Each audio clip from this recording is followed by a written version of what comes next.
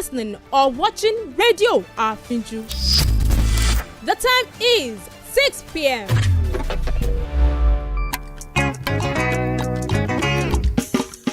Ẹ bá mi pè o. Àfínjú. Kí lorúkọ rẹ̀? Àfínjú.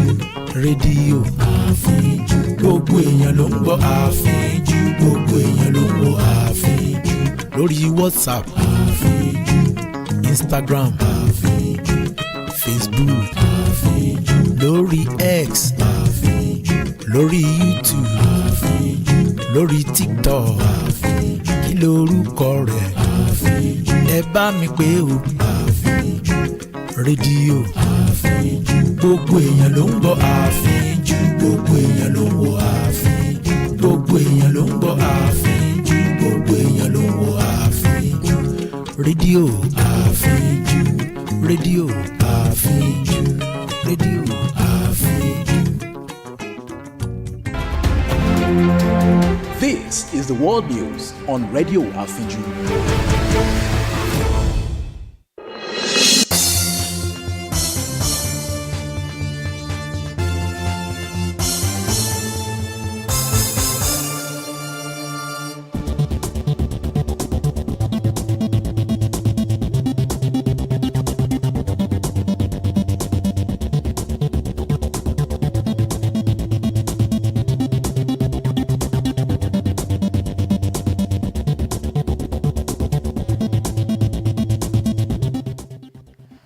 First, a look at the highlights.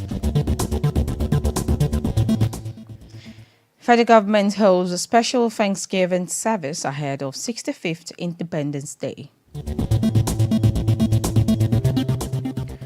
Court to rule on DSS suit against Utomi's secret government project. Trump to meet top congressional leaders to keep the government open ahead deadline.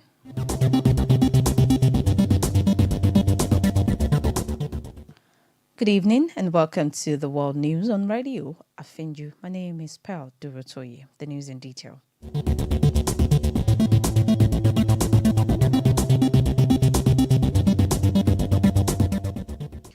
As part of the nation's 65th independence anniversary celebration tagged Nigeria at 65, all hands on deck for a greater nation, the federal government has held a special Thanksgiving service to offer prayers and give thanks for the nation. The event, held at the National Ecumenical Center in Abuja, drew top government officials and security chiefs, including Senate President Godswill Akpabio and Secretary to the Government of the Federation, George Akume, Finance Minister and Coordinating Minister of the Economy, Wale Edun, the Chief of Defense Staff, Christopher Musa, who led the service chiefs in attendance. The service came days after the government unveiled the official theme and some of the activities slated for the 2025 independence celebrations. It was gathered that President Bola Tinubu, alongside former heads of state Yakubu Gowon, Olusegun Obasanjo, and Goodluck Jonathan, is expected as a special guest at a national discourse slated for October 2nd in Lagos to mark Nigeria's 65th independence anniversary.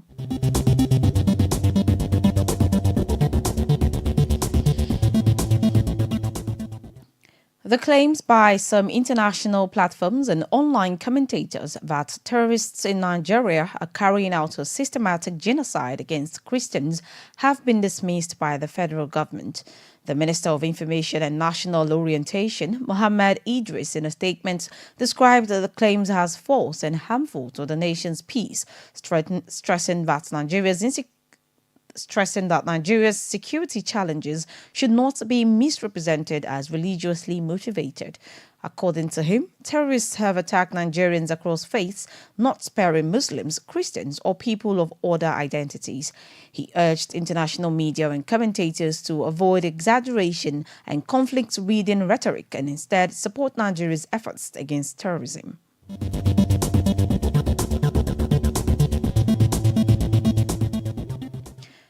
A federal high court in Abuja is set to deliver judgment on Monday, September 29th, in a suit where the presidential candidate of the African Democratic Congress, Pat Utomi, of attempting to establish a secret government and that the proposed government is unconstitutional. Utomi had in May this year inaugurated the Big Tent Coalition shadow government composed of members from various opposition parties, which according to him was launched to function as a credible opposition force, highlighting the failures of the Bola Tinubu administration while offering ideas for better governance. But the federal government kicked against the move, describing it as an abnormality in a federal system of government, while the DSS in its suit claimed that Utomi was attempting to illegally seize the executive powers of Tinubu and asked the court for a lasting order restraining Utomi, his agents and associates from pursuing the project. Justice James Omotosho reserved judgment on July 10th after hearing the arguments of the DSS and the counsel for Utomi, Mike Ozekome, who maintained that the project falls within citizens' rights to engage in public scrutiny and policy debate. The court's decision on Monday will determine whether the DSS can lawfully prohibit the initiative or whether the project falls within citizens' rights.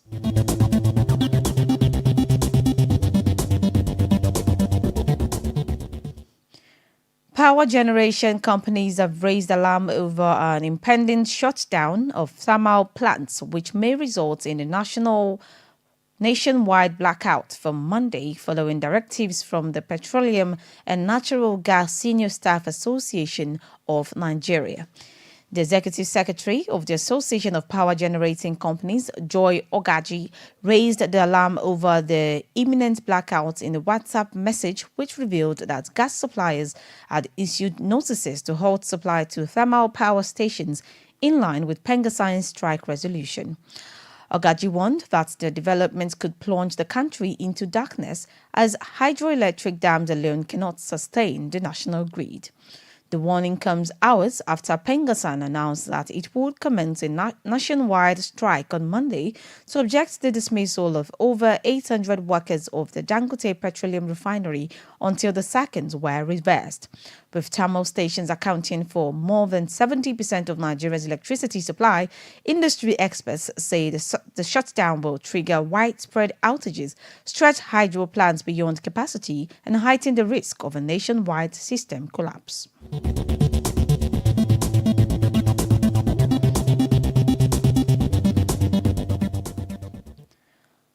Following a discreet operation in Ogun State, a notorious fugitive from the Benin Republic, Sunday Cotton, has been arrested by the Nigerian police operatives and handed over to authorities in Cotonou.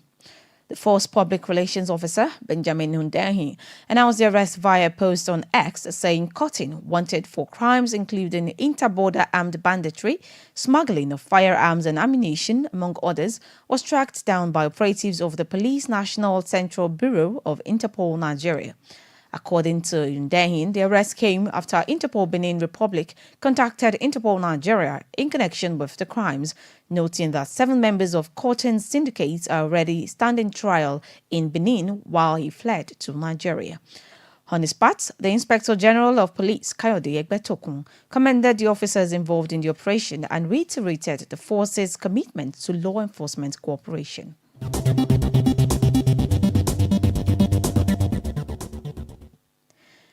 As armed bandits invaded Okiode community in Ifelodun local government area of Kwara State, not less than 15 vigilantes and hunters have been killed, and unspecified number of residents also reportedly kidnapped, leaving the community in mourning.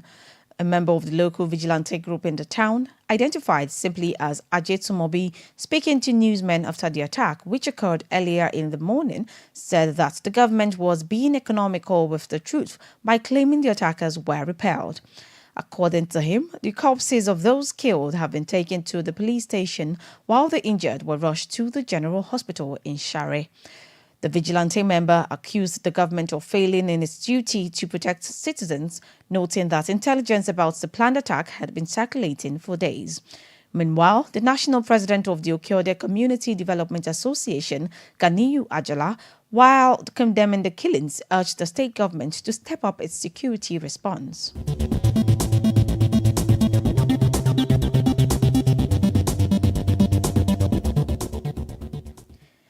A year after the murder of a 300-level student of the Federal University of Agriculture, Abeokuta, Christiana Idowu, Her father, Idowoluwafemi, has appealed to Nigerians, lamenting that the case against the alleged killer, 23-year-old Ayomide Adeleye, a philosophy student of Olabisi Onabanjo University, appears stalled.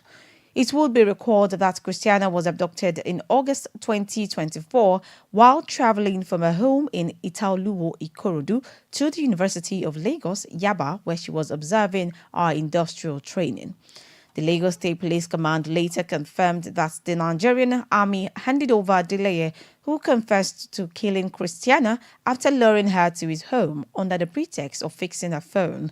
The father of the deceased has now voiced his frustration over the lack of communication on the matter in the video obtained by journalists. Reacting to the video, the force public relations officer, Benjamin Hundeyin, who was Lagos State Police Command spokesperson when the case was fresh, confirmed that Adeleye remained in custody and the matter was pending advice from the Department of Public Prosecution.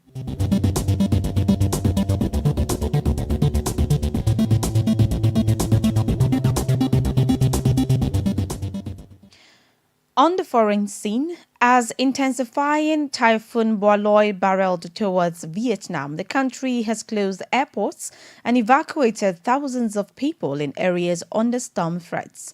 The typhoon today comes days after it had caused at least 10 deaths and widespread flooding in the Philippines. State-run media reported that the typhoon generated winds of up to 133 kilometers per hour and is predicted to make landfall in central Vietnam on Monday, slowing as it nears the coast.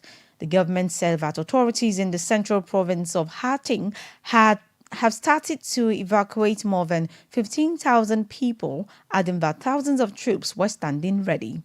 Vietnam suspended operations at 4 coastal airports from today, while schools in the typhoon-affected area will be closed on Monday, with closures potentially extended if necessary.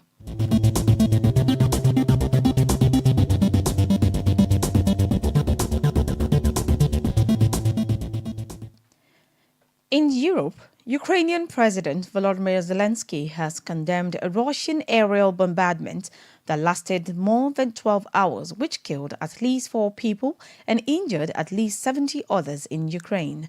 President Volodymyr Zelensky said the deaths all occurred in the capital, Kyiv, where many of the missiles were aimed, and the victims included a 12-year-old girl.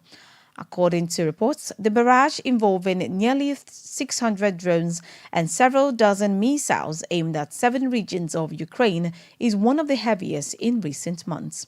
Zelensky warned that Ukraine would retaliate and said the attack showed Moscow wants to continue fighting and killing.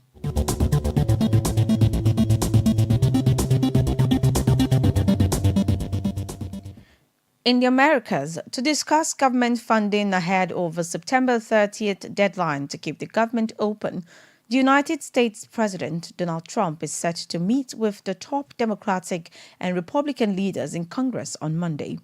Trump had previously scrapped a meeting with the top congressional Democrats, Representative Hakeem Jeffries and Senator Chuck Schumer, to discuss government funding. Jeffries and Schumer, in a joint statement, have confirmed the Monday meeting, saying that they are resolute in their determination to avoid a government shutdown. The federal government is on the brink of its 15th partial shutdown since 1981 because lawmakers have failed to agree on a plan for flexible funding for the new fiscal year, or about 1/4 of the $7 trillion budget.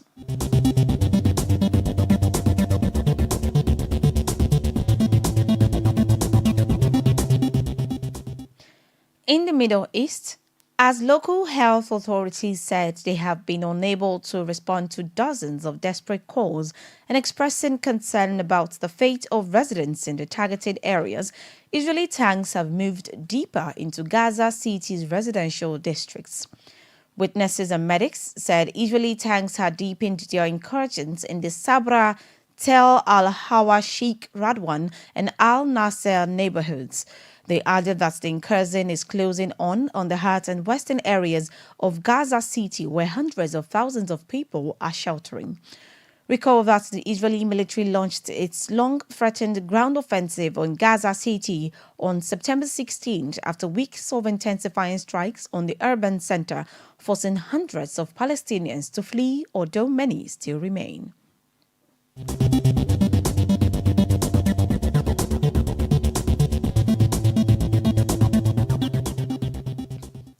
Now talking sports. The Oyo State Governor, Seyi Makinde, has appealed to the Nigeria Football Federation to consider playing the Super Eagles international fixtures in Ibadan. Makinde made the appeal at the 2025 Annual General Assembly of the NFF held in Ibadan, saying the move would accelerate his administration's drive to develop the state's sports economy. According to the governor, the facilities in Ibadan are of the standard required for high-profile games. The governor also commended the leadership of the NFF and the Nigeria Premier Football League, NPFL, for ongoing reforms, especially in improving officiating standards and enhancing the overall organization of the domestic league.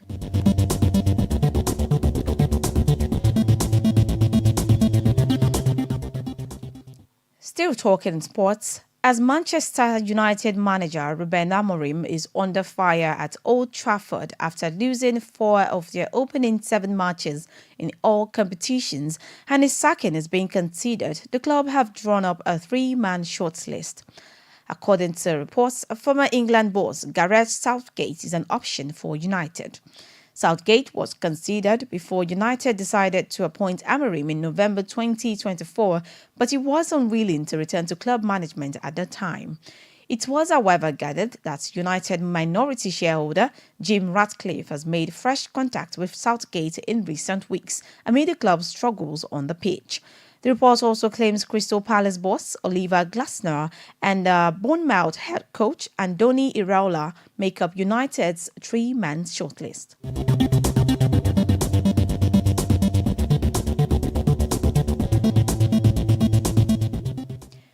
Before we go, here again are the highlights.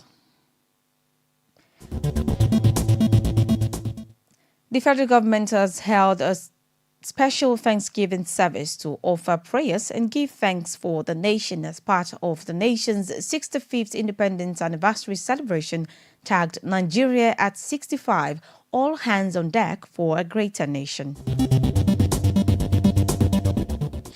A federal high court in Abuja is set to deliver judgment on Monday in a suit where the Department of State Services, DSS, accused the 2007 presidential candidate of the African Democratic Congress, Pat Utomi, of attempting to establish a secret government and that the proposed government is unconstitutional. And on the foreign scene, to discuss government funding ahead of a September 30th deadline to keep the government open, the United States President Donald Trump is set to meet with the top Democratic and Republican leaders in Congress on Monday.